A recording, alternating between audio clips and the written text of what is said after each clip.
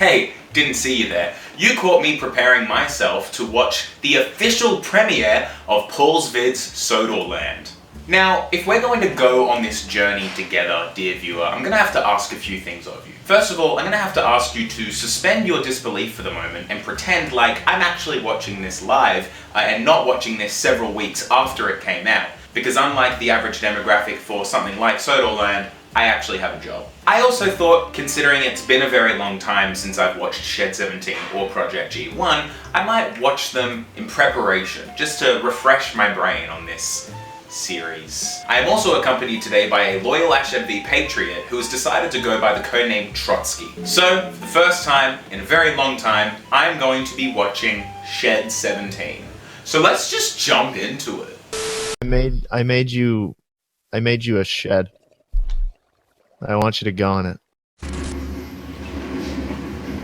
Oh, the Paul's Vids logo. The Paul's Vids logo is really cool, gentlemen, because you think the video is buffering, but then it's not.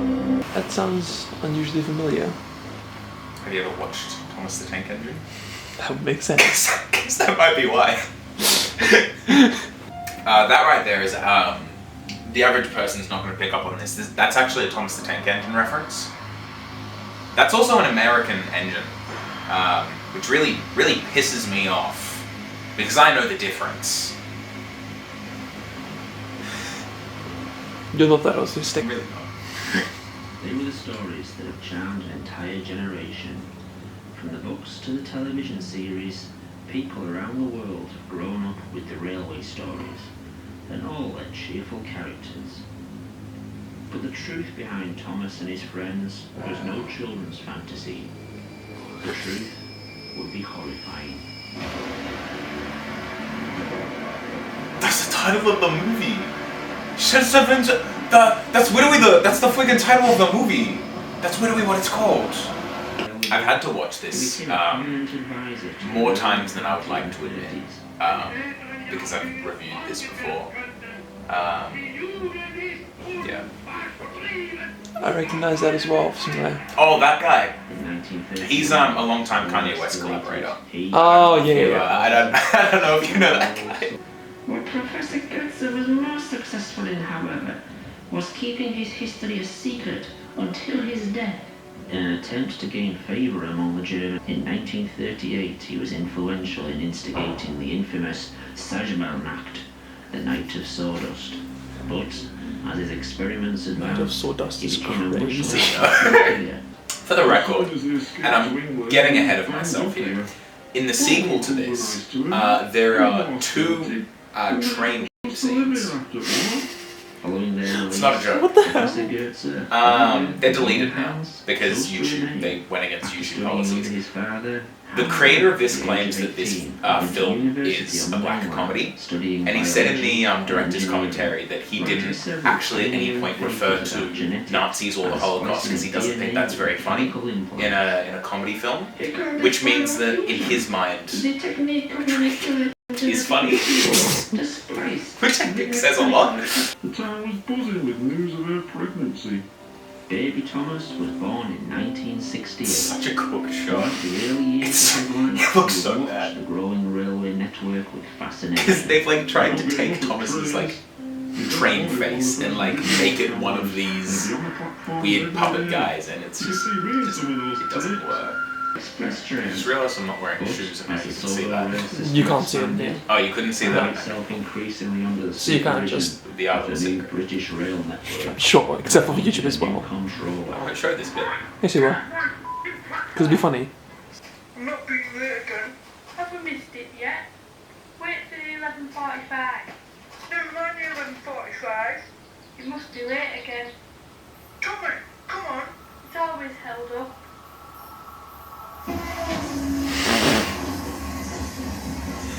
I also like that his friend is just like staring at the train as it's coming and he doesn't say anything.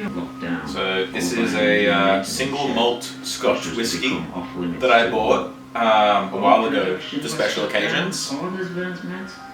I think this constitutes a special occasion. Almost a year after the accident, the doors of Sodor research were reopened. Hey, are you alright?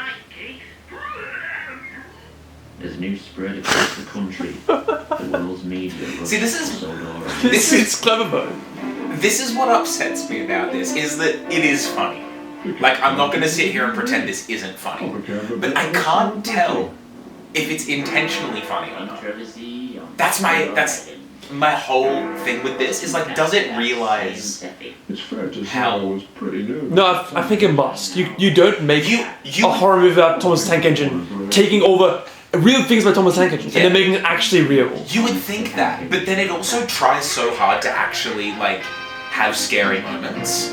And But this, that could you actually no? Let me actually see the scary moments now. yeah, but just, yeah.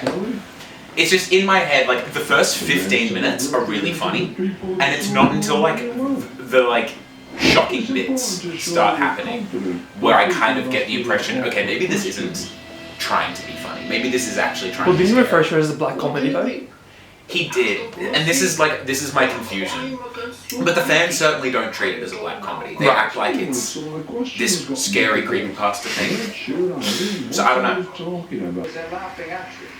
They're not laughing with you. They repeat this vomiting gag The quite a lot director as well. family refused to answer any question. Edward was supposed to have problems. He'd been filming all day for the new TV series they'd announced. And for his last scene, he had to pull into Wellsworth Station and whistle to the kids on the platform. Whistle Edward, thank you very much. Sadly, this was only the first of an increasing number of incidents. He has an obsession with aircraft. I'm not gonna lie, I'm enjoying this a lot more than Then things got out of hand. I remember. This is really The funny. diesel began to burn her internal organs. In an unexpected U-turn, Sir Topham Hatt would ban fueled engines from being used. I don't on watch the that and think that's meant to be funny. Harold was never told why he couldn't fly. I don't know. The decision I don't know. was to keep him alive. Like with the music and the way the shot lingers. No, In but fact, unknown to the outside. the humor is that it's treats itself seriously. But is it though? Like, Accident's a secret. I guess that's what your review should be about. I know, and Is this this is funny? like, this is the constant battle I'm always having with myself. Is Shed 17 unironically funny, or is it accidentally funny? And this is what I can't. See, this next death is funny, in my opinion. And were too ill to work, or were already dead. They had to put a stop to that, though. That's funny. That's funny. With all accidents happening, everyone started asking the same thing. Why did Thomas, the first engine, work so well? Even failed biofused engines were being displayed publicly in what would become a kind of freak show. That's Mighty Man. I have a train of him. Professor Hans Goetze. I do like that he's got a photo of himself and Yeah. Hitler just like, yeah. It was. I suppose the fact that there is photos of Hitler and that stuff is probably contributing to might be comedy.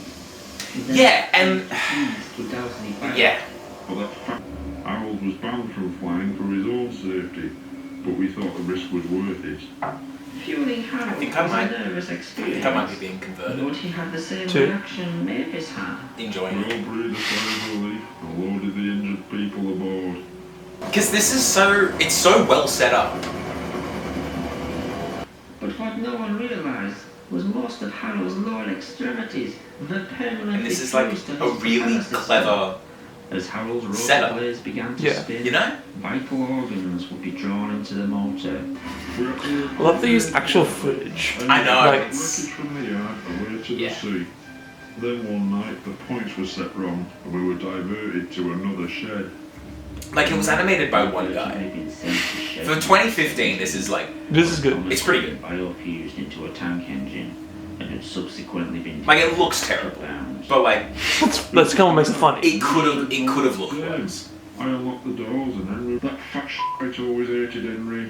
He didn't like his cheerful manner and he clearly had other lifestyle choices when he was a human. Gay. He's gay. Henry away from He's the other gay. The train is gay. The joke is that the train is gay. Train, the railroad call. It's funnier than I remember. Yeah. And I think the last time I watched it, Kid's story. I was going into it in the mindset of like, I'm going to write a bad review about it, and so I need to pick it to beat. I had that like, You already decided it was going to be bad. yeah, and But I it's had like, actually not. and I think I had like 2010's autistic cartoon reviewer syndrome of Yeah. like taking it way too seriously.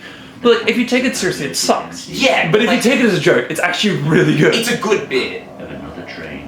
and I think what prevented me from taking it as a joke is because no one else seems to take it as a joke. Like, Yeah. but that's also just because, like, obviously the Thomas the Tank Engine fan base are not neurotypical people. Of course not. They're probably not going to appreciate the humor in something like this. Yeah. In fact, This is probably the worst looking shot in the whole thing, in my opinion. That has no reason to look as bad as it does. Front engine won't need special coal anymore. Like, is that entire speech remix there actually from the original? The show, yeah. I love how it's like Yes, sir. they're taking the actual footage Yeah, and the actual, and they're like putting a spin on it. but like it's the clever. actual episode, it's very clever. Yeah. Nice and neat for that fact.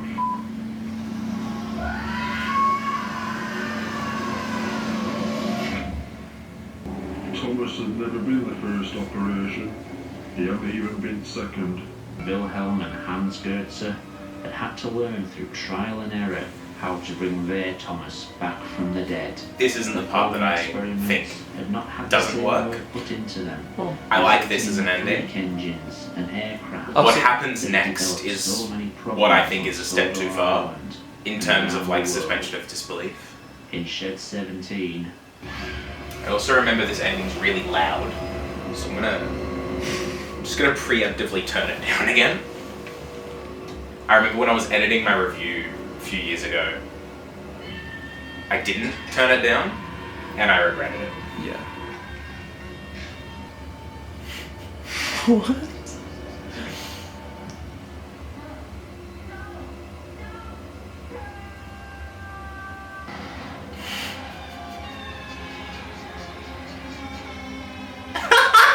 I wish you could see Trotsky's face right now. He had no idea he was only one of the many. What?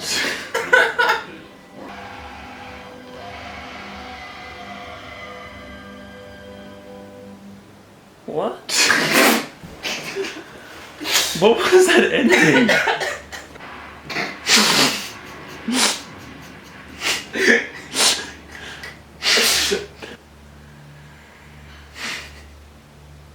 For political prisoners is crazy. I know.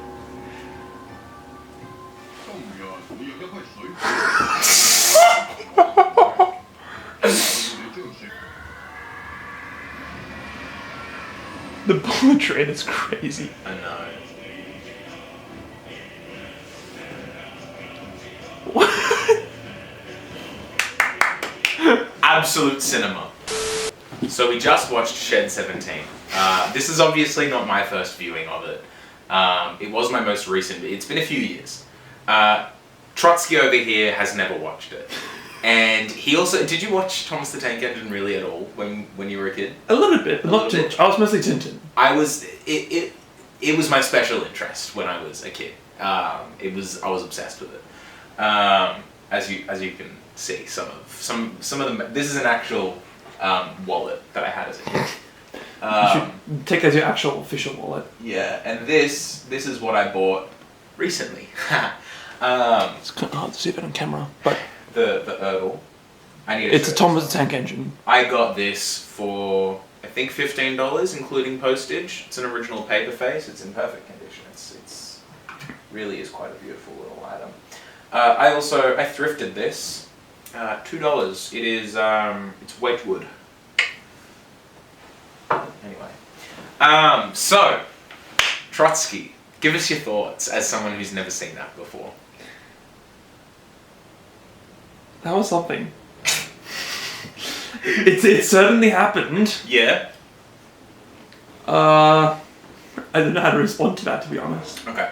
So, what were you thinking before the ending? Before it went skeleton mode?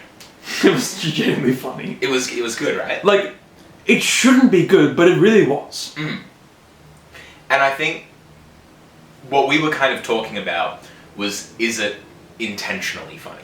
And you were kind of leaning towards yes. I think it is. You- Because it takes itself too seriously, Yeah. not to be intentionally funny. Whereas I kind of look at it and I'm like, it's taking itself too seriously to not be intentional. It takes itself too seriously for it to not be serious, is kind of my thought process. Because this is 2015. I'm kind of, look, if this released today, absolutely it would be ironic. And I kind of watch it. And I think you and I are looking at it from this like post-irony, like brain rot era of humor. And I don't know whether or not this is just like ahead of its time and really funny, or if this is like, I kind of look at it like I would something like Sonic EXE. I don't know if you're familiar with that creepypasta, but essentially it's like an autistic furry pedophile wrote a story where Sonic the Hedgehog is secretly evil and kills everybody. And he wrote it without a scrap of irony. It was dead serious. And that came out around the same time as this. So I kind of look at it and I'm like, is this a product of that era? Right. Where this sort of like, oh, let's take this childhood figure and make it scary. Almost like a cheap version of that Winnie the Pooh horror movie they did recently. Yeah, I think in my original review, I think I compared the two, because I've not seen that film. But that Winnie the Pooh horror movie is another thing where I kind of look at it, and again, without having seen it, is that funny? Or is it just bad? No, I think that was, from what I saw the trailer, that was intentionally meant to be scary. Which... Yeah, well, and it wasn't. And I kind of watch this, and I kind of look at the way that audiences responded to it, and I'm like, is this a misunderstood piece of post-ironic satire, or is it just bad? Well, okay, I should perhaps let the audience know that I, as Trotsky, am autistic, very much so, but my hyperfixation is not Thomas Tank Engine or childhood things. It's flitting between some random stuff, including communism, which I'm Trotsky, of course. Yeah. But, so this could be me misunderstanding the entire style of humor completely, and looking at through my obsession with, with post-irony and that kind of stuff. Yeah. This guy watches Drag. I'm sorry. And I'm proud of it. Yeah, it's not a diss. Yeah, I think that's kind of how I look at this. I'm like, am I watching a piece of absurdist satire, or am I looking at an earnest attempt at horror? And the creator calling it a black comedy makes me want to kind of be like, yeah, okay, it's intentionally funny. But then I kind of, and this is the degree of obsession I have with these films, where I've been trying to understand these films for years now. Because they scared me as a kid, and then I returned to them in my early teenage years with a vengeance. I was angry because they scared me as a kid. And then I looked back on those videos in like my sort of late to mid-teens, and I was like, oh, this sucks. And so I re-reviewed it, kind of coming at it from a lot more light-hearted approach. And now I'm a young adult, and I'm watching them again. And I'm trying to wrap my head around what it is I'm looking at. When did it come out? 2015? Frickin', I would have... I don't know how old I would have been when it came out. This is like one of the most interesting hyperfixations I've discovered. I know. Like, and it's 2010's creepypasta. And is it funny? And it's not because it's good. It's because I'm trying so hard to give it the benefit of the doubt. Because if it's not intentionally funny, it's genuinely awful. Oh, if it's not intentionally funny, it is absolutely... one of the worst things I've ever seen. But also, what you were saying with like, he called it black comedy, potentially the creator could have looked at a lot of the content out there, like that Sonic the Hedgehog stuff, and gone like, this is actually kind of funny. And gone like, hang on, in trying to be scared, in trying to be almost pushing the fear factor to an extent, whilst being terribly made and being about children's He's like, he's parodying that absurdism. I'd say less parodying it and more pointing out its inherent humor.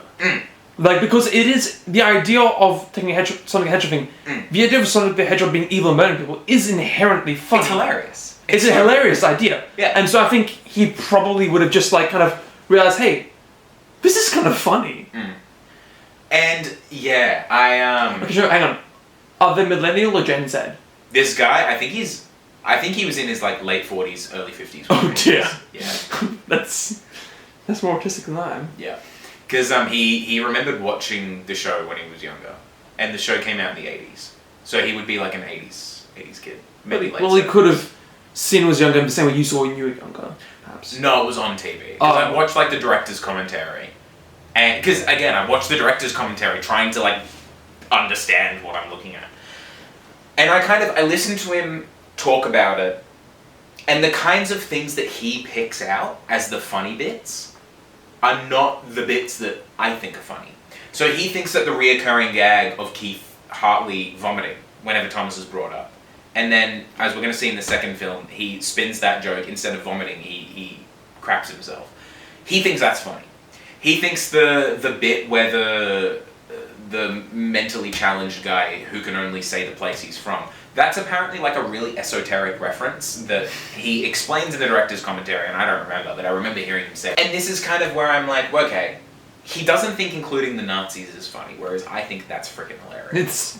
But that could also be because political extremism has only really become funny in our current time era. I disagree with that. And because this came out in 2015, this is like True. SJWs get owned, like No, but I'd say this is like on the cusp of like the Trump era. well, yes, but SJWs get Humor. owned. That was coming out as the precursor towards like modern Drake humor, where it's actually like Yeah. oh, what if we put a Nazi and an Ant-comment together in a room on the role-playing games? Yeah. That's only a recent thing. Like making fun of like all aspects of the political spectrum whilst maintaining a reserved interest in it, I'd say it's only a recent product. So Well, then the Nazis only... I would point to something like South Park then, because that was doing political satire where it went at everybody. And I'm not saying that this is like a political film, but like Of course not. the way that it's actually a metaphor for neoliberalism and its Yeah, effects upon it's about transhumanism. Shed 17 is a precursor to the. Yeah, honestly, it probably would be funnier if I did an analysis of these as like an anti-transgender like metaphor film where it's like That's the kind of stuff I aspire to do one day. Like when I'm out of Yeah. school, I want to make videos like that, like analyzing, going like, It's like, like, what is the actual sincere political, socio-political, philosophical, literary commentary on whatever? was Paul's vids watching the trans movement in its infancy and going, I'm gonna epically own. I'm gonna make- SJWs get owned. It's SJWs get owned. Exactly. There we go. That's the point of That's the point. It's SJWs get owned. SJWs get owned. No. No, I think I had a point. No, I was building towards a point. My point is, I don't think this is from an era of humor where I think that having listened to him talk about the inclusion of Nazis in the director's commentary, he said and I'm quoting him pretty much directly because I included it in my review, so I've heard it a million times in editing. He was like, I included them because whenever you're writing fiction and you need powerful bad guys with lots of resources and an interest in the supernatural, like in Indiana Jones or something like that, you use Nazis. that is true. That was the reason he included them. He said that. And it's not because of the juxtaposition between Thomas the Tank Engine and Adolf Hitler. That juxtaposition is funny, but it's not intentional. And he said that it's not intentional because he went on to say he doesn't think including references to the Nazis or the Holocaust is funny, which I disagree. So that's why I kind of look at it, and I'm inclined to think it's not meant to be funny.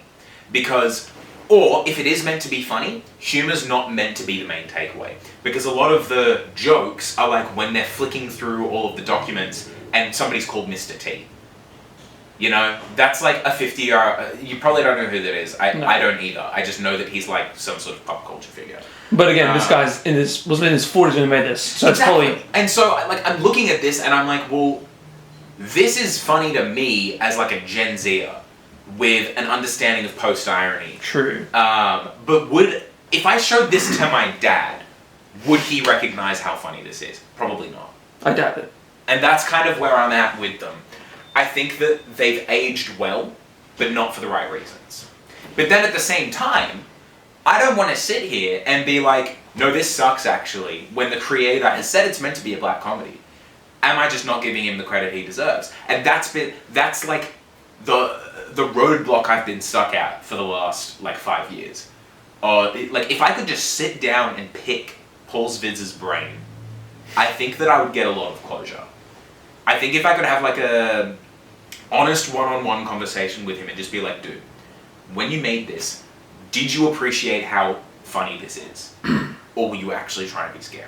So, Paul's Vids, this is an official invitation to the studio. Yes! I don't even live here. Paul's Vids, DM me. I unironically, if he is watching this, or if anyone who knows how to contact him is watching this, please put me in contact with this man. I'm sorry for dedicating the last 5 years of my life to making fun of you. It was never personal. I don't understand. I don't understand. There are tears behind these glasses. I don't understand. Anyway, play off the grid. We off the grid, this for my kid. For when my kids have kids. So that was part 1, ladies and gentlemen. I had a good time. Trotsky had a good time. We all had a good time. We all have a good time watching things together, don't we, folks? So now we are going to crack on with Project G1. This one's a bit beefier. It's about a 15-minute longer than the original. Let's just go for it.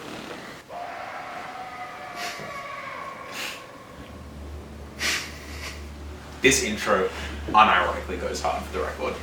We just didn't listen.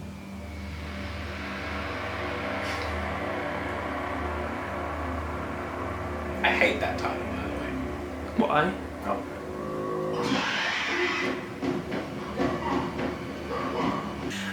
Yeah, it's a reference to basically the ending. I just think it sucks as a title. Right. It doesn't roll off the tongue.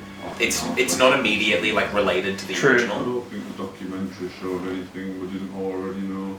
I also like the framing of this one. Is like it's meant to be more of like a Netflix style documentary, like an expose sort of thing, which I think works. Right. Yeah. This young man in the USA had become so traumatized by Shed 17, he had memorized all the dialogue and would do nothing but watch the program in a loop, mouthing the words. See, there's probably people that actually like that though. I think that is a direct reference to somebody. Oh, okay. I think. Similar treatment.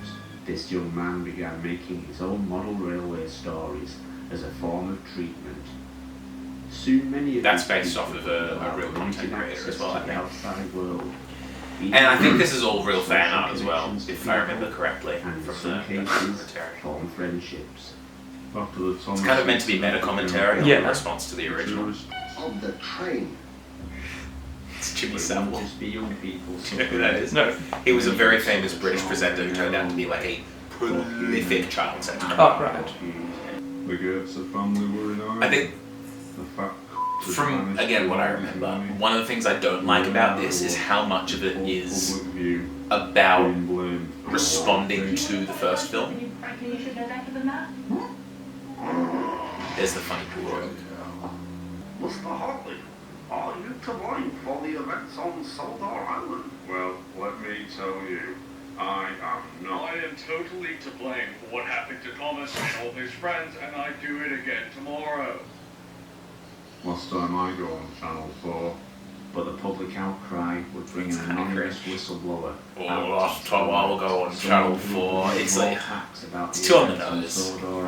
They have to complete their procedures quickly, or they'd be left to die. that meant turning them into the simplest form of life that existed. This is good. Trucks, particularly the faceless ones, rarely had the brain capacity to retain long-term memory. They were the lucky ones. I can't imagine a worse hell than being a truck. Again, not very funny. But that's a good horror idea, in my opinion. Right. In my opinion. I don't know if you agree. I don't think that's very funny. That is I- funny. I think it's a good horror set piece. Yeah. It's meant to be Joe Rogan. Is it? Yeah. I like how he's very clearly whispering with like that announcer voice, but he's trying to make it sound like he's yelling. Yeah. So he's like, it's quite funny. You're missing quality content right now, Trotsky. Fitted with pneumatic joints, stabilizers and supports, they were ready for the main event. See, that's stupid to me. Like, why is Wolverine there? Why? It made... it's dumb. It's just dumb. Again, not very funny. Yeah, it's not. Number 2 isn't as funny. I mean, we're only not even 10 minutes in. True. But like, this is just kind of okay. And that's kind of upsetting. That's not really like, it's not scary either. It's just kind of like, oh, okay. I'm not trying to speak for you. I'm just like, I'm saying how I'm feeling. Yeah, no. It's just like, okay. Funny moment.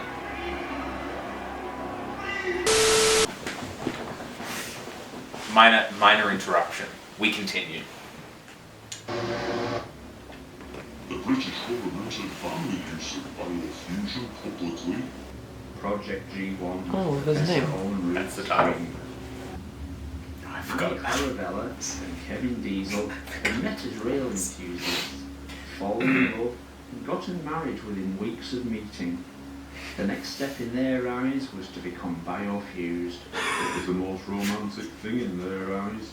He would become an engine, she a coach, and they would ride the rails together.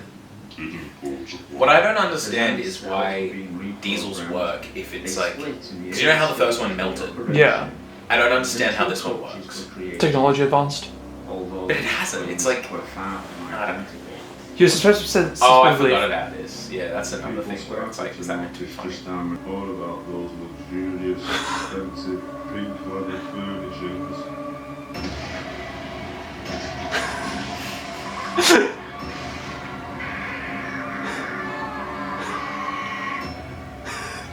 They could at least cover up actual leather or something. Poo poo. I think another thing I have with this is it kind of it plays very loosey-goosey with the documentary framework. Yeah. It's like it's doing a lot of stuff that a documentary couldn't do, which kind of makes me question why it's a documentary. That's a bigger problem with the ending. The ending makes no sense if you look at it as a documentary. Yeah. But it does kind of make me think like, why is it sticking to the documentary thing? If it's wanting to like do government conspiracy, internal footage stuff, I just don't think it's very well executed. I guess. Yeah. I don't think it's a bad idea. I don't think that it's executed very well.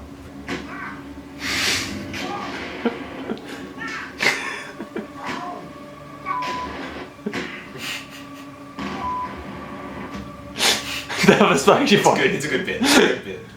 There was nothing they wouldn't try in that place, even experimenting with mirrors. Did that joke make any sense to you? The mirror joke? No. Okay. I'll explain it later. But I agree. Oh yeah. Steamies, we called them. They started out as rail enthusiasts. Why is there a Beatles? Because the joke is that Ringo Starr he narrated the original series. Right. So that's Ringo Starr. But they're like keeping his identity in them. Right. That's where there was one of the cut Right. scenes. Yeah. It's like, how is that a documentary shot, you know? Yeah. It's almost like, because it looks a lot better than the first one. But it's almost too cinematic. Yeah. And it, again, makes me question, like, why are we even bothering making this a documentary? I don't know. Unless I missed, like, a reconstruction. Like, because sometimes they'll throw up, oh, this is a reconstruction. Maybe Yeah. this is one of those, and I just missed it. I don't know. Yeah, we're going reconstruction. Yeah. What's happening? Please. Stay with me.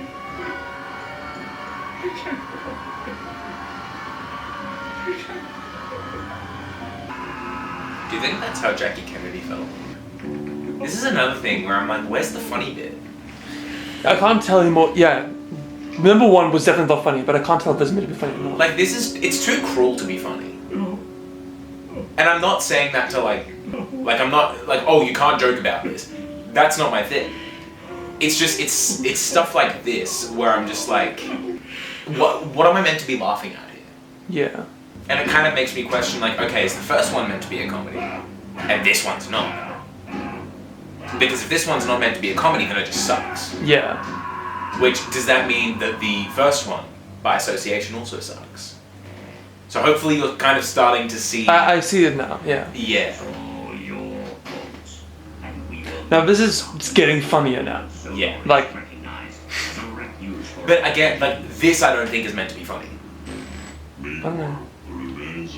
Because, like, anyway, no. I feel like I'm repeating myself. He started talking to the voice in his head, telling him to do things, bad things. Yes, said Gordon, I will. So dumb. The butchers turned him into a steam generator. That is something that Shut off happens from in all the show. sensation. Smudge a He gets power dismembered into a steam generator. Yeah. along with his It's not that, it's not depicted like that, but Yeah. it's a thing that Business happens. dried up. I don't want to sound like a broken record. Soon, there would be I'm waiting for the funny bit. Yeah. No, number one was a lot funnier. This is so much worse than I remember. He couldn't turn around fully. I always remembered preferring this one. No. This is so much worse than I remember. Effectively, he was condemning Oh yeah, the mirror thing.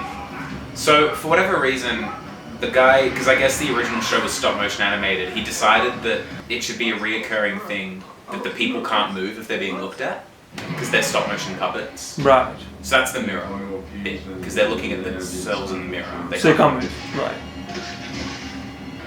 See, this one, it feels like it's trying to actually be scary. And it's not. Yeah. You can't be scary with it. This is like, this does tonally feel so much different to the original. Yeah. More so than I remember. I kind of, in my head, blended the two as like equally trying to be scary. This feels like it's trying to be so much scarier than the original. Yeah. And it's not. The original's funny. This one's... The original, like, yeah, it is so much funnier than this is trying to be. I was waiting for the tanks to go, oh. There. Oh, there we go. I'm just kind of bored. Yeah. Which is crazy. Because what's happening right now is crazy. Maybe it's just because I've seen it before. No, it's also... I also feel kind of bored with this one now. He really likes that word desiccated. That's the word he used Yeah. earlier. And again, this is meant to be a documentary. It's meant to be... This Yeah. is still meant to be a documentary. But it's so cinematic. It was drawn here. Like, just say that it's a reconstruction and all of this makes a lot more sense. But I think the original worked because it was reflecting on things that had happened decades before.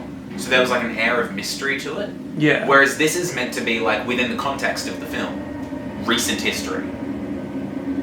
You know? Like, this is all stuff that happened not long after the documentary came out. That wasn't the Thomas I knew. That wasn't an engine or a human. It were a creature mutilated by surgeons and engineers. Canonically, alike. Keith is standing right next to him right now, by the way. And he's saying all that. the last chance the military. Kanye. Again, I'm looking for the funny. This is what I meant when I said it just gives up being a documentary. Yeah. Like, we are completely out of documentary land at this point. This was the military's plan all along. There was never any intention to allow them some... Yeah, I got that. I was...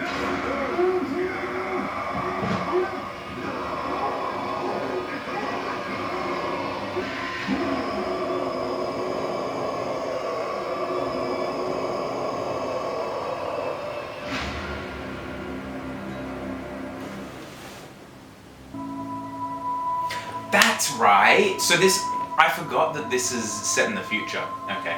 That makes slightly more sense. Oh, okay, right. Yeah.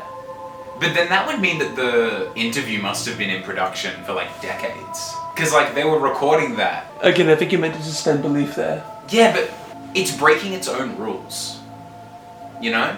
Yeah. Like that's not me suspending, that's not a problem with me needing to suspend my disbelief. That's it's breaking its own rules. You know what I mean? Yeah. It's about to get worse. I think I did the math in my original review that he's meant to be like 115 or something at this point. Because it says at the end of the first film he's like 102 or something. Yeah. And this is set, theoretically, if this is still part of the documentary, this is set in like the 2030s. Well, no, because it said 2040. Like, oh, yeah, by 2040. Yeah, so 2040s. Meaning if he was 102 in 2015, he's like in his 130s at this point. Yeah. I think the implication is that this is set in 2018. It's just like non-linear. That's the only way this makes sense. Yeah. Anyway, yeah, so that's the twist. Keith Hartley gets turned into a truck, which is set up because he's like, oh, I can't imagine a fate worse than being turned into a truck, and then he's turned into a truck, which is a good horror twist, I think. I think it works, but it's not in a scary. vacuum. Yeah. Well, no, it's. I actually think this is one of the very like, in a sort of. It's a good horror set piece. Right. And I think it works as an ending if you take literally everything out of context. I don't think that there's any... Is there a post-credit scene? Oh yeah, there is. Whoopsies. There's a post-credit scene. We'll watch the post-credit scene. Maybe we shouldn't be here. And this is 2069. We've even been here like 50 years.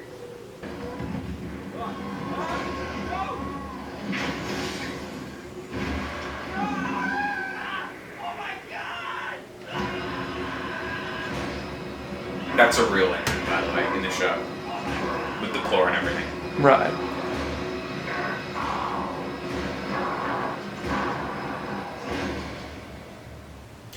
Wow, wow, wow. Absolute cinema. So, that was Project G1. Trotsky, your thoughts? Not as good as the first one. The first one was actually hilarious. Like, I was actually thinking, like, this is genuinely funny. If the first one was meant to be funny, then what happened was they tried to be serious with the second, and it didn't work. It lost its identity, I think. The existence of the sequel, and I think I might have said this in my original video, but I think the existence of the sequel renders the original, like, just incapable of being considered a comedy. Or at the very least, it's either one's meant to be a comedy and one's not. Well, what it could also be is the first one was a comedy, but then they ran out of jokes. But that's it. Like, I don't think that I don't think it's a matter of running out of jokes. I think that it's just like, because I think that the train boxing thing's meant to be. It's meant to be so weird, it's funny, but then it goes kind of serious. And I think that the giant biofusion monster, I think that could have been funny. I think if it had been like government conspiracy and all the weird experiments, there's room for comedy there. Yeah. But it doesn't seem like it's interested in going that route. I'm inclined to believe that either the two were made with very different minds. If I'm gonna psychoanalyze Paul's vids for a second, I think he made potentially made the first one trying to make it a comedy, and then when it was received as a horror and everyone was scared by it, I think he was like, okay, clearly the comedy is not what people like out of this. Yeah, they like the horror, which is why he leaned into it more for the sequel. And I think that doesn't work, because I think that we've pretty clearly established that what we liked about the first one is how funny it is. Yeah. And I think that... But again, for his primary target demographic, that could be what makes the second one work.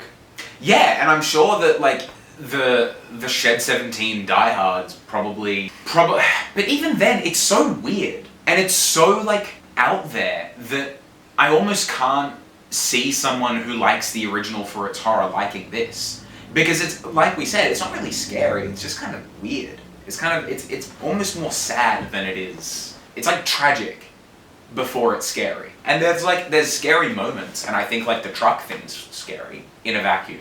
But if I was a fan of the original for its horror content, I'd be disappointed by that. Yeah. Because it's so weird.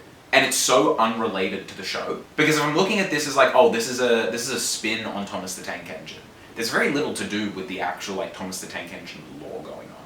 Yeah, the first one was going a lot better because it was using actual Thomas the Tank Engine footage from the episodes and stuff. And it's like spinning it. And like, yeah, this one, I think what happened was the original Shed 17 was meant to just be a standalone thing. Oh, absolutely. But then it got received so well that it's like the second Joker film. Yeah. The original got received too well, and so the creator was kind of like, oh. I don't think that's as bad as the second Joker movie, though. Although both do have unnecessary rape inserted into them. But like the key thing is like the creators were kind of just like, oh, this is too excessive. We can't not make a sequel. But they didn't have a sequel intended, so they had to like pull something out of nowhere and didn't work out. No, I agree. And the creator said for years that he was never going to make a third one. Which brings me to the third entry in the Shed 17 saga, Sodorland. You look lonely. I can fix that. So ladies and gentlemen, I have yet to watch Sodorland. This will be my very first exposure to this film. I have watched most of the teasers. I did not watch the one that came out the day before the film released. I did plan to, but I was expecting these to release in October because that just made sense to me. There was no release date planned according to Paul, as far as I could tell. And I thought it would make sense to release it on the 10-year anniversary of Shed 17.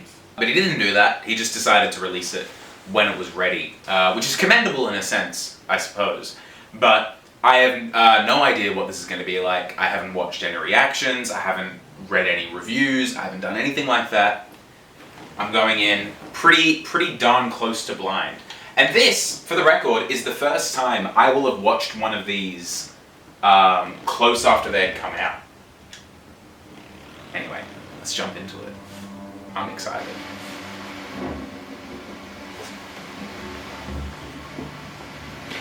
Question now is, because of the resurgence like post-Iraq stuff, is now going to lean into that. It's 5 minutes to go before your train sets off. Is that a foot or an arm? It's a foot. The cattle. Hot. The dad created the Walsh fortnightly test to help biofused engines cope with their transition. Now it's used disguised and hiding on the mainland. It's about SJWs. Dad loved the engines. Can I just say, I'm going to hit pause for a second. When I watched them for the first time, part 2 I mean, I predicted, I had this whole bit in my review where I talked about what I thought they might do for a third movie, and my prediction was it would be set in the far future, and it would be like a war between the trains and the humans. 3 minutes in, I think that might be what they're doing. And also, it seems like they're abandoning the documentary thing, which is also something I said they should do. Paul's vids watched my video.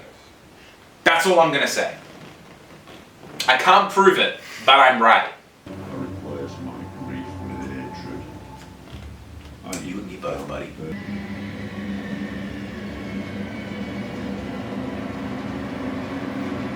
I don't want to judge it early, but I love this already. This is so melodramatic. This is funny. No, I think it's leaned back into the irony. Real people. As for Thomas, he began campaigning to make Sodor a sovereign state, with him at the helm, of course. Not long after, a legal referendum was announced. Engines. That's funny. That is phenomenal. And made their superfluous marks fall. Is this Brexit commentary? Petty acts of dissent, ranging from threats to public indecency. When such intimidation became less effective for harsher measures. What? Oliver was the lucky one. Thought he died. Tired to form the basis of a kid's play. They said he died. Clearly not. Was something else inside. Please have Thomas shoot him with a gun. That'd be so funny. Despite Oh, got the actual footage back again. calm demeanor, his demons would eventually be dragged back to the surface. Rip his face off. Oh yeah, he's got arms. Okay. But it's good, they took the actual footage and then extended it. That's new. That is so well done. What was left of nothing allowed in or out.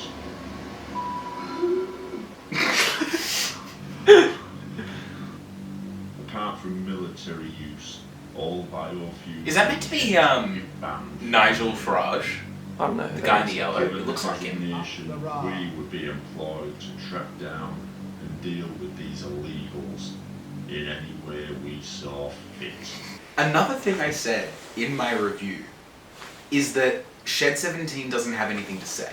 And what my point with that was saying, like, oh, this is meant to be a comedy, but there's no point. Like, it's not satirizing anything. It's not doing anything. That was my point. I wasn't saying it should. I'm just saying it wasn't. This is like this is shaping up to be like a political, like, it's a commentary on like modern day migration and like stuff like that, using the Shed 17 law, which, if this is just like gonna be Paul's vids getting on his soapbox to like give his opinion, and I think like the inclusion of Nigel Farage as the as like the guy behind the deportation of the biofused engines, I think that's obviously a very intentional, because he's like designed to look, he's the most realistic looking of the puppets. I think it's meant to be very clear that we're looking at Nigel Farage. I think that this is going to mostly be political satire. And say what you will about that, I think the fact that Shed 17's third entry is a political satire is hilarious. And it looks good. The results were monsters like this. Picari and Ali Solarco's marriage was between an engine and a real person. A miniature engine of squirming village fate. They met and were married within 6 months. In 1990, Picari was taken up, rushed. Ali went on to make a modest living doing psychic readings. Biofusion had always been linked to ESP, but how does this help someone who would never biofused? It's like a noir political thriller. This is amazing. This is phenomenal. Sit down, Mr. Hartley. I'm so glad that this is political, because I get to now analyze this through a political lens. Oh my. But also now we've got actual dialogue happening. I sense a great enmity in you. No, but like, the parts where it's trying to be horror now actually does kind of work.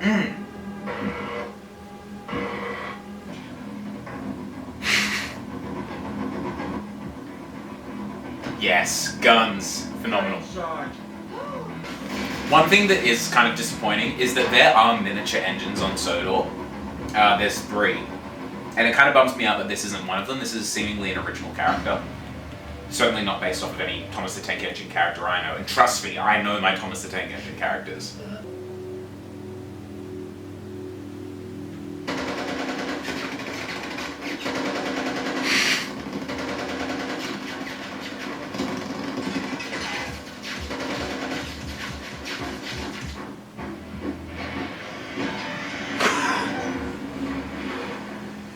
I love this. This is incredible. This is amazing. Please! Sir, please! A child! A child! We have a child! Please!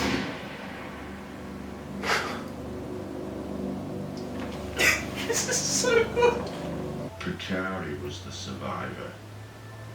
He hid his wife's death all these years and used her so he could stay on the mainland. She was quite the hoarder in her time, kept everything, including unpaid checks and records of treatment from Gertz and... Sorry, but that is so clever. Hello? He used his wife's dead body to make him, because it's established that the engines have a degree of ESP. So when his wife died... And what's ESP again, remind me? Like, you can read minds. Yeah. Because it's established in the previous one that the engines have ESP. He used the corpse of his dead wife to make it look like she was in like a wheelchair, and then he ran, and that was his cover. And then he ran like a psychic business to make money, using the fact that he has an ESP ability, because all of the biofused engines do apparently. Why is that so smart? Why is this, like, cleverly written? That's not allowed. This is Shed 17. Oh, we're back to... It's as though it's skipped over Operation G1, I feel. No, I disagree. I think it's taking what... No, I mean, like, as in, like, it's gone back stylistically. Yes, no, like, I agree. It's like, it's... But it's also taking itself seriously now in the way it didn't before. But in a way but that's actually funny. What? No, yeah. It's funny, but also, in Shed 17, the parts what they wanted to do actually be scary weren't scary. Now the parts what they're trying to be serious are actually legitimately serious. Yeah. It's like, I'm actually kind of invested in what's going on, but it's also funny. Oh, this is good. And it's taking the elements that did work about Project G1.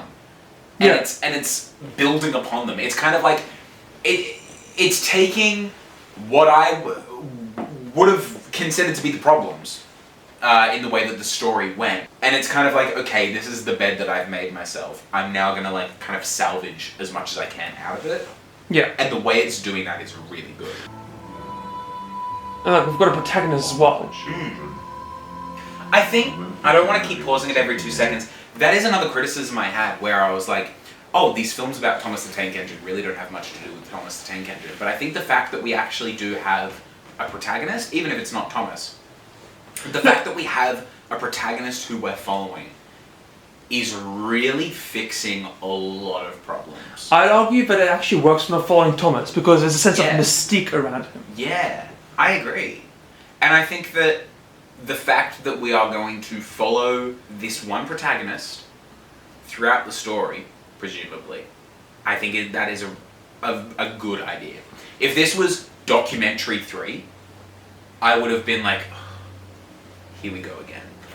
I am so happy off the bat that we're ditching the documentary stuff. The documentary worked well for Shed Part 17. one, yeah. Not as well for Operation G1. Yeah. But for this, I'm so glad they've ditched it. Yeah. Which was another suggestion I made in my original video. Now that I'm thinking about it, I distinctly remember saying we need to ditch the documentary style. He watched my video. Maybe you can invite him to the studio. He watched my video. Paul's vids. I know you watched my video. Please DM me. I want to interview you. I would love to. I have wanted to interview you for 5 years, and I always thought, no, I'm too mean to this guy. I've been bullying his work for so long.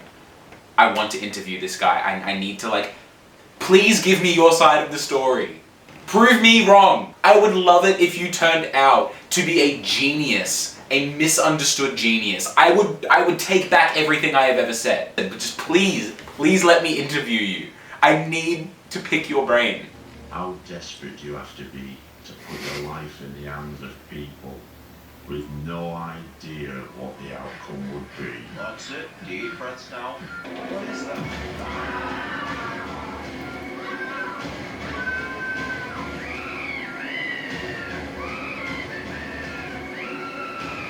What kind of sick minds are behind this?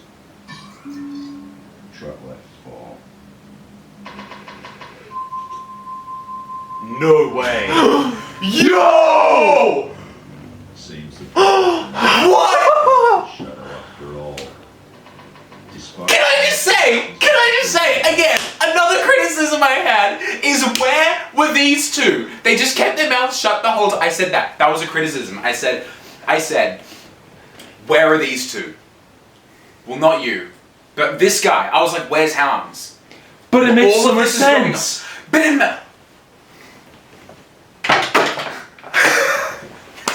this is the greatest thing I've ever seen.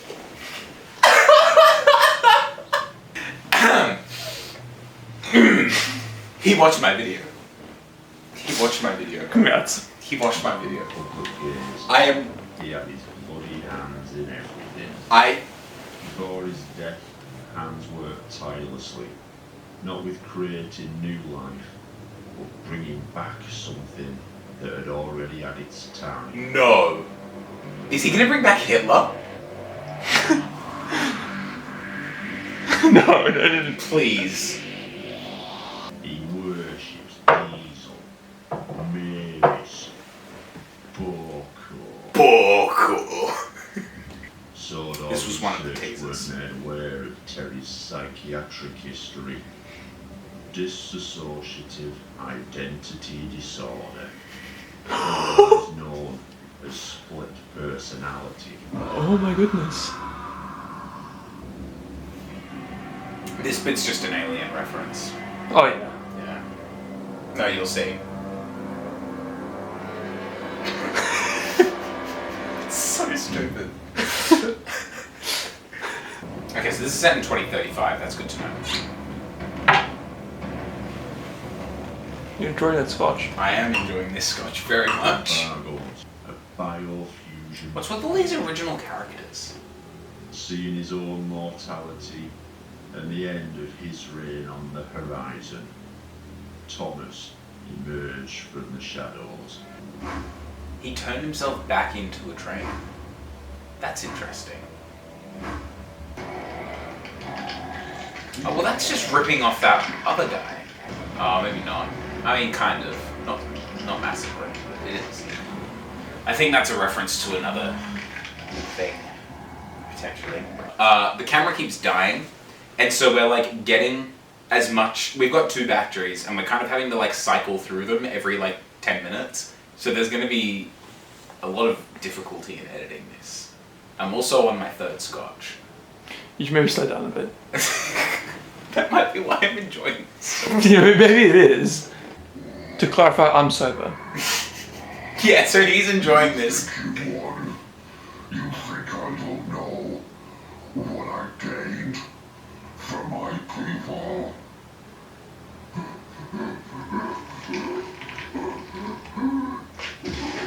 Oh, okay. Is that the Hitler train? Is he gonna eat him? Really hope he eats him. That'd be so funny.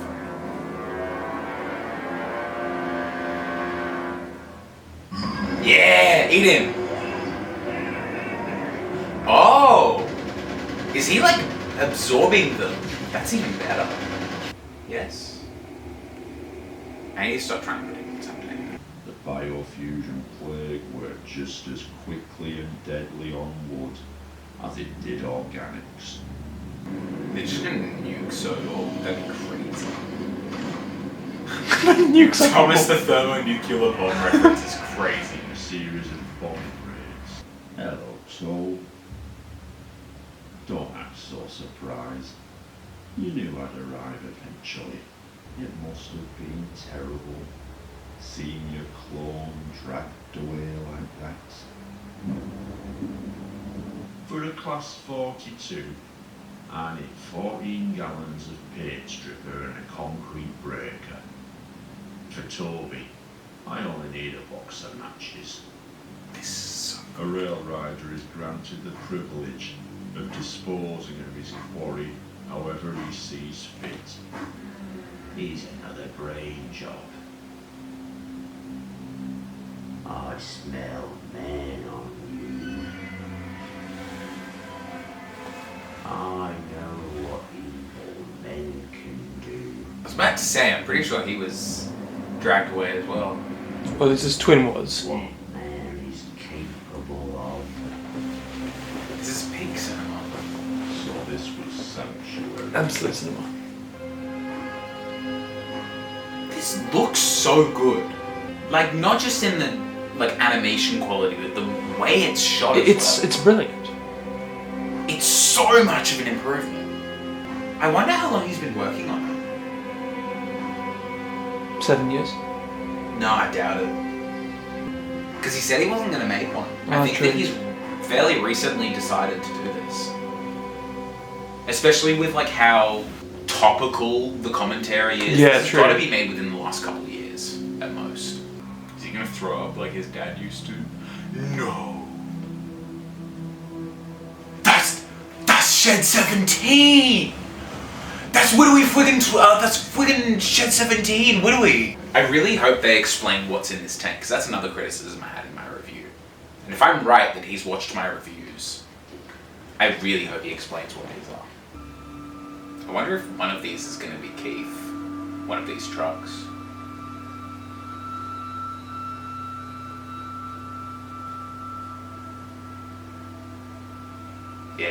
it's this one. Young Master Hartley. Your time of arrival could not be more perfect. Was it? The endeavor, my struggle, the sacrifice. Mein Kampf reference is crazy! This was always the girl's ambition, to bring him back from the dead. No! After all the years. I was right! Or is it Thomas? A bipedal form, but with the organic inner workings, nervous system. I really hope I'm right. Human being. This is the Goethe legacy I have finally completed. It's over, Professor. You think the world will stand by while you bring back your Führer? I was right!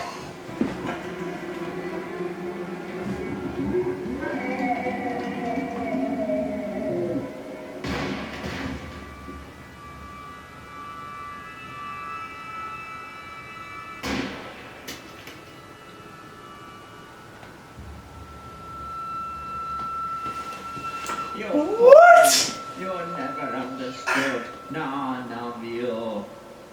Sigurd's dream was not to bring back a dictator. Sigurd's dream was to bring back... Oh, maybe I was wrong. Maybe it was Thomas. Oh, that's disappointing. That would have been so much funnier. What on earth is that supposed to be? Plastic.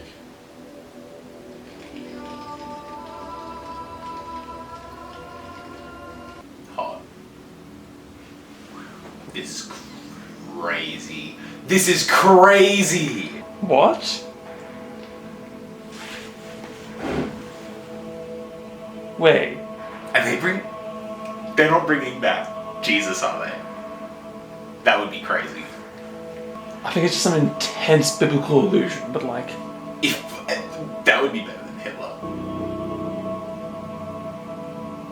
Stop! No way!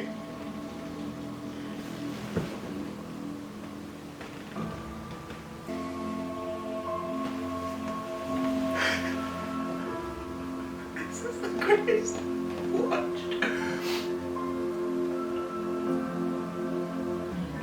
Christ is King. Has Paul Svid's like created the greatest piece of Christian media in existence? Is this writing fire? Well, Thomas Tank Engine was written by a reverend, yes. Henry, come back to us, buddy. So glad to have you back. Even if you were a homosexual train, glad to have you back, buddy.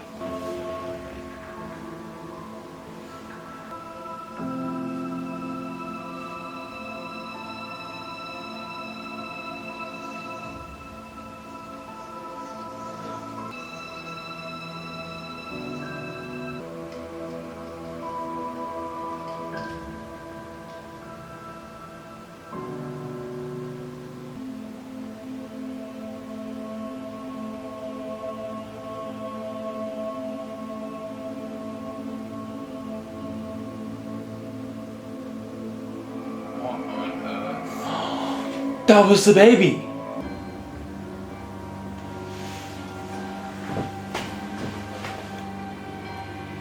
What?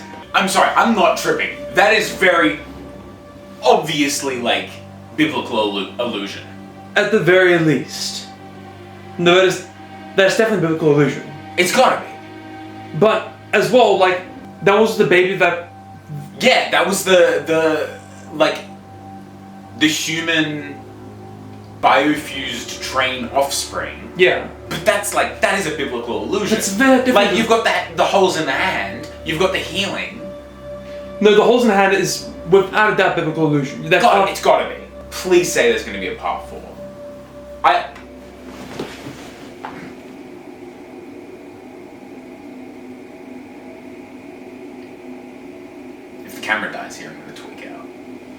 son. 'Tis I, ye father.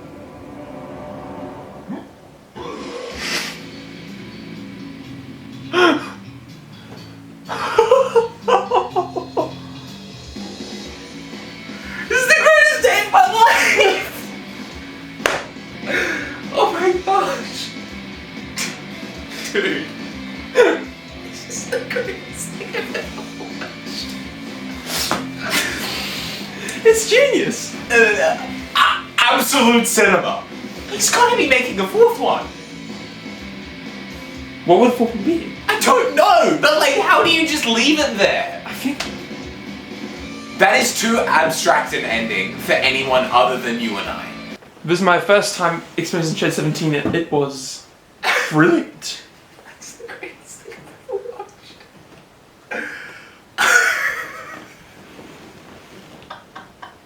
So good. So good. So good.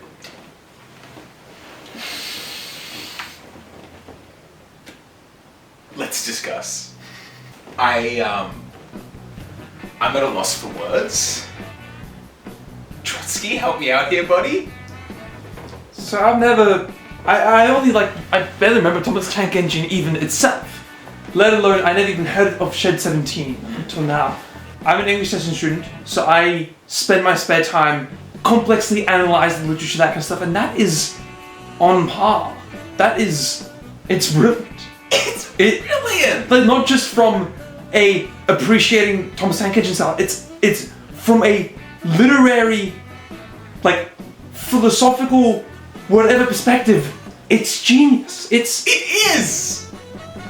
See, this is the thing. Haters and losers are gonna watch this and they're gonna be like, this guy has drunk a lot of scotch and that's why he's enjoying it so much. This guy's dead sober. And he enjoyed it just as much as I did. Okay, I might have been a bit presumptuous in asserting that all of that was as a result of me. I would very much like to believe that it is, though. I think that everything down to the abandonment of the documentary style, the improved cinematography and animation, and just the attention to detail, it is just not present in Project G1. And I'd be very interested to hear what Paul would have to say about Project G1 in hindsight. Because so much of what happens here feels like course correction. Would you agree with that? Yeah. Also, what do you think is the theological point he's trying to make by having Jesus come back as a train? I don't think he is trying to make a theological point. I really don't. No, but that was the most obvious biblical allusion. I think it's a biblical allusion, but I don't think that he's making a point. Well, with it. what do you think? I don't know. I don't know. I don't know. So for context, Trotsky and myself, we're devout Christians. Hail Mary, full of grace, the Lord is with thee. I don't know what Paul's walk with God is, if he even has one. But that is either, the funniest direction he could have taken something like this, or he's making a point. And if he is making a point, I think, again, this is going to be the most autistic analysis you're ever going to find on YouTube.com, but I think taking what was originally intended to be Thomas the Tank Engine, a metaphor for man's walk with God, and that's not me reading too deep into it, that is taken from the horse's mouth. The Reverend W. Awdry wrote Thomas the Tank Engine with biblical themes in mind. I think taking this horror, weird bastardization of that and having the ending of the trilogy be the resurrection of Christ and him undoing all of it. I don't know if that was Paul's intention, but this feels like almost a weird apology. Not an apology, that's the wrong word. But it feels like he's trying to undo the Shed 17 mythos. Would you agree with that? No, I disagree. I disagree? I strongly disagree. Really? Because I would argue, okay, if anything, the Shed 17 mythos ultimately, I'd say, culminates in this point. Like, I would say, okay, going from a theological perspective, the entire idea of like the biblical narrative is all the suffering in the world ultimately culminates in both the worst thing happening, the death of God himself, but which ultimately is what redeems everything. Yeah. And so... But you don't think that was the intention from the start, surely? I doubt it. No. I'm autistic, but I'm not that autistic. I think it isn't undoing it, it's the natural conclusion. The natural conclusion of the horror is the religious. Because here's the thing, because if it can get that bad, then that only illuminates the power of the goodness. And there's... I can't express how I feel about this in English. Yeah, right. That's interesting. So you're saying that your interpretation of this is that it's kind of the logical conclusion of all of the horror is that eventually it always comes back to Christ. Yes, partially because of the own research we've done recently from this guy I've been following, whose entire argument is that Christians must make Christian horror because, like, horror, like, the natural conclusion of horror is the supernatural. The natural conclusion of the supernatural is God. Yeah. And the natural conclusion of God is... Christ. Yes. Yeah. The natural conclusion of Shed 17 is this moment. It makes sense. That's the thing. It didn't feel like he pulled it out of nowhere and was like, ha! You didn't see that coming? And yeah, I didn't see that coming, but it didn't feel like he was like tying another knot and going like, see, I could make it. It felt more like all these knots in tying together the entire thing suddenly just pulled again. It's like a clean string. It's like, whoa! I think the only thing I kind of raise an eyebrow at is the fact that this God figure, this Christ figure, is the offspring of the train and the human. In the same way that Christ is equal parts God and man, this engine person is equal parts human and train. Like, of course, it's not. But they're also not like it's bipedal. Like it's not the puppet and the train coming together. It's this like otherly being, and I think that's the only thing that I'm kind of like, what is the point he's making here? If he is even making one at all. My mind goes to trying to like find a Lutheran comparison to this because they're German. So maybe there's some part of Lutheran theology. I'm not too well versed in Lutheran theology. I want to learn more of it. But I think, as well, I wonder if you could draw a parallel between the virgin birth and the birth of the trained character, that kind of stuff. If you could potentially draw a parallel between like the attempt to kill the young, like Jesus when he was a baby, by Herod and that kind of stuff, as like, you know, the attempt to kill all the trains, which obviously didn't work. And I don't know. In that sense, I kind of view Hartley's son as almost like a Paul figure, in that like he started off persecuting the engines, but is he going to in a potential? And he was the first one to be healed. And he was the first one to be healed. He's either got to be a stand-in for the Romans or for Paul. It's got to be one of those two. Because in the same way that the Roman guard had his, I took the bullet wound being healed as like the Roman guard's ear being placed back. Yeah. That's how I took that. Oh, I thought you were talking about the one who stabbed Jesus with the spear and who said, "This is son of God." Because I know in traditional church history, the Roman soldier who like speared the side of Jesus after he was crucified and said, "Surely this was the Son of God."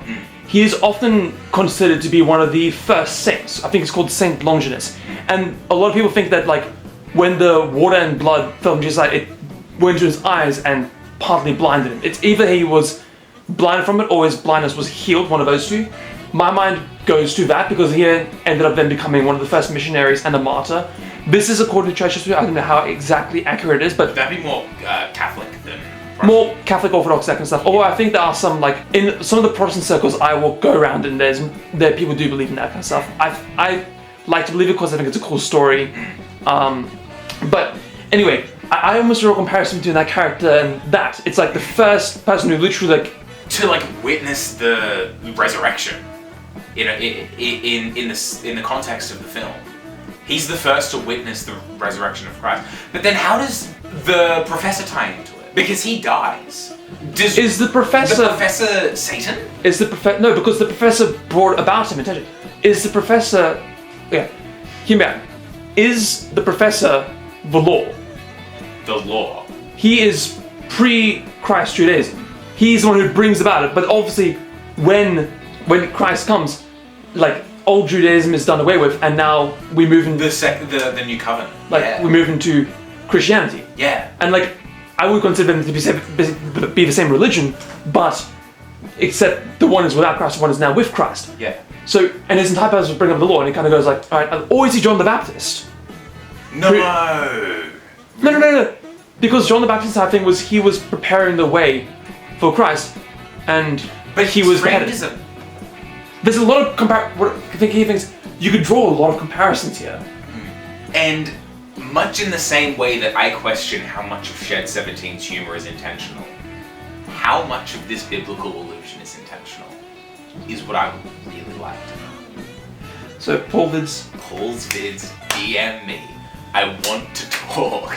I want to discuss this with you. Cause like, what else am I supposed to take away from that? What is the alternative? I'm not just like schizo projecting my own views onto this. This is blatant biblical allusion. Down to the holes in the hands, to the bipedal figure, everything. The healing. Taking the dead back to life. What other conclusion am I supposed to what draw? if then like, okay, hear me out. What if like either the trains or the people of the humans are the Jews, and the other one is then the Gentiles? Because now he's bringing them together, whereas before they were in opposition. Yeah. This is what I mean when I say that Keith Hartley, his son, I don't know if he got a name, Hartley as a Paul figure. I like Paul figure. I think it's, I view it more as Paul figure than I do I agree. Roman who speared him. Then Roman speared or Roman who's healed. I agree. Yeah. Paul figure makes more sense. I think it's a bit of both. I think that the bullet wound being healed is an ear being healed. I think the rest is a Paul figure. Yeah. And it'll be interesting if he makes a fourth one, which I don't know what his intentions are there. Please do. Paul, if you're watching, I know you're watching this. Please make a fourth entry. I will write it with you. I want Paul's vids, brother. If you are watching this, I want to be involved in some capacity in the fourth entry. I will voice a character. I will write it. I can't animate. But I will take any other position. I'll script edit, I don't care. I will set aside as much time as I can to realize a fourth entry. If this is the direction we're going. And if that's the finale of this trilogy, absolute cinema. Alright, now play off the grid.